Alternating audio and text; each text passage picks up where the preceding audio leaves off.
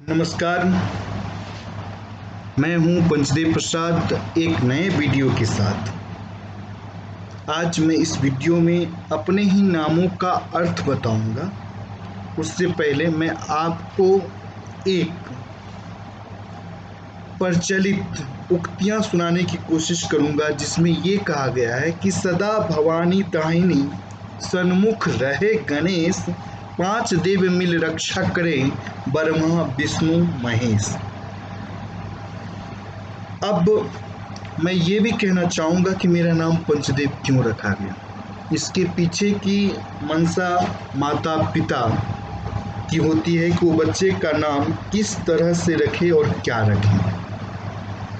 अगर धार्मिक प्रवृत्ति के हों तो वो अपने बच्चों का नाम भी धार्मिक रखते हैं। मेरे माता पिता धार्मिक प्रवृत्ति के ही थे, धार्मिक अनुष्ठान करते थे, इसलिए मेरा नाम पंचदेव रखा गया।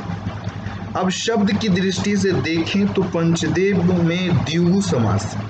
द्विगु समास कहने का मतलब ये है कि जिसमें मतलब संख्यावाची शब्द और संख्यावाची शब्द होने के साथ साथ पांच देवताओं का समूह या पांच देवों का समाहार। तो इस तरह से ये शब्द बने हैं द्विगु समास। हालांकि द्विगु समास के अतिरिक्त भी एक समास है बहुव्रीहि, जिसमें ये कहा जाता है कि पांच देव हैं जिसमें। देखिए, मैंने पहले जो बातें की थी कि पांच देवों का समूह, ये बातें पांच देवताओं को अलग अलग इंगित करती हैं, लेकिन पांच देव हैं जिसमें मतलब सिर्फ एक ही व्यक्ति की बात मतलब ये बातें एक ही व्यक्ति पर लागू होती है। अब पांच देव हैं जिसमें, तो पांच देव हैं जिसमें वो सिर्फ एक ही व्यक्ति हैं, वो है पर ब्रह्म की बात करेंगे, सच्चिदानंद की बात करेंगे, जो सिर्फ एक ही हैं। और इन्हीं एक व्यक्ति को बहुत सारे धार्मिक लोगों ने अलग अलग रूपों में पूजा। किसी ने निर्गुण रूपों में पूजा, निराकार रूप में पूजा, तो किसी ने सगुण रूप में पूजा।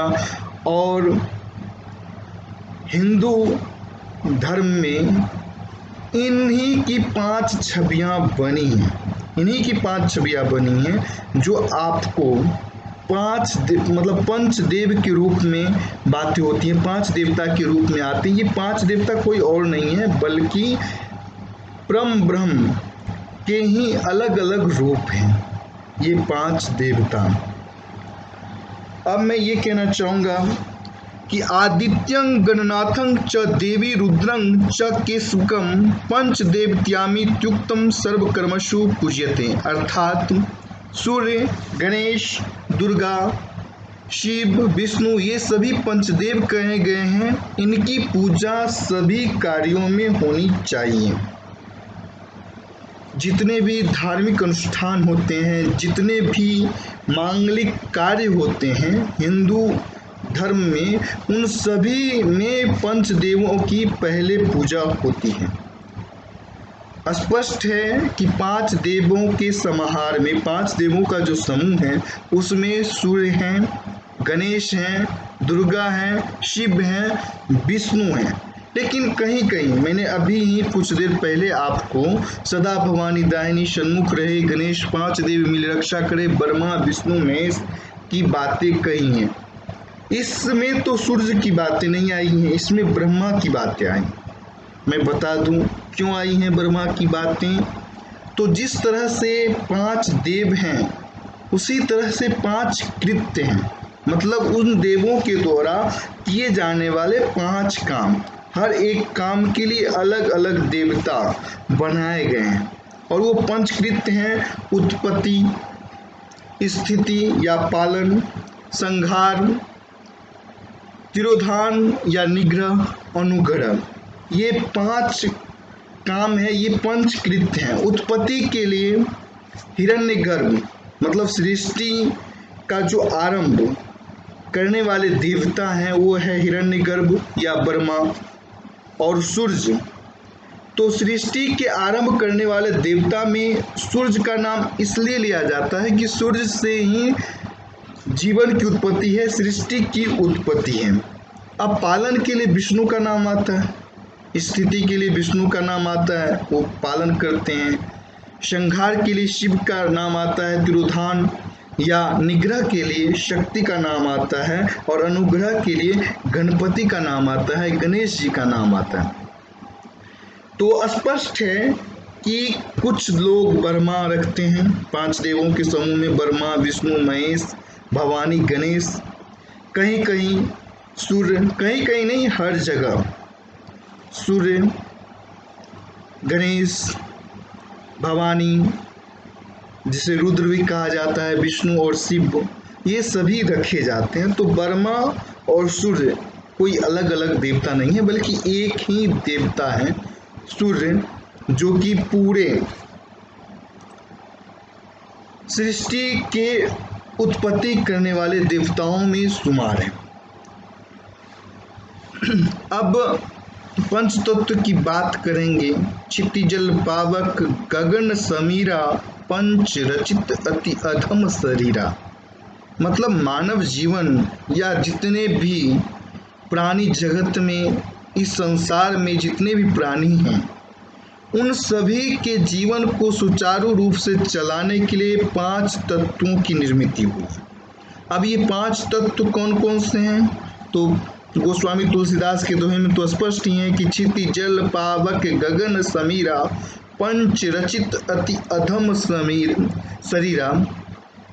तो ये है क्षिति मतलब आकाश तत्व, जल, पावक मतलब अग्नि तत्व, गगन मतलब क्षिति का संबंध पृथ्वी से, क्षिति का मतलब पृथ्वी है, और गगन का मतलब आकाश, और समीर का मतलब वायु। इन 5 तत्वों के आधार पर इन 5 देवों का संबंध है इन 5 तत्वों से। आप उसके लिए एक दोहा, एक श्लोक सुन सकते हैं। आकाशस्य दीपो विष्णुरग्निश्च माहेश्वरी वायो सूर्य क्षितिरेशो जीवनस्य गणाधीप। हर एक देवता का अपना एक अलग अलग तत्व है। पृथ्वी का संबंध जिस देवता से है, उसी तरह से जल का भी संबंध किसी न किसी देवता से है, वायु का भी संबंध किसी न किसी देवता से है, अग्नि का भी संबंध किसी न किसी देवता से है। और इस तरह से 5 देवताओं के समूह की बात होती है, और इन 5 देवताओं का एक अपना अलग अलग महत्व है। हर धार्मिक अनुष्ठानों में 5 देवता की पूजा होती है, और क्रम से पूजा होती है। पहले गणेश जी की पूजा होती है, उसके बाद सूर्य की पूजा होती है, उसके बाद दुर्गा की पूजा होती है, उसके बाद शिव की पूजा होती है, उसके बाद विष्णु की पूजा होती है। सूर्य का संबंध आकाश से है, गणेश का संबंध जल से है, विष्णु का संबंध वायु से है, और शिव का संबंध पृथ्वी से है। अब बचे कौन से? दुर्गा यानी रुद्र। तो रुद्र का संबंध अग्नि से है, अग्नि पावर, शक्ति।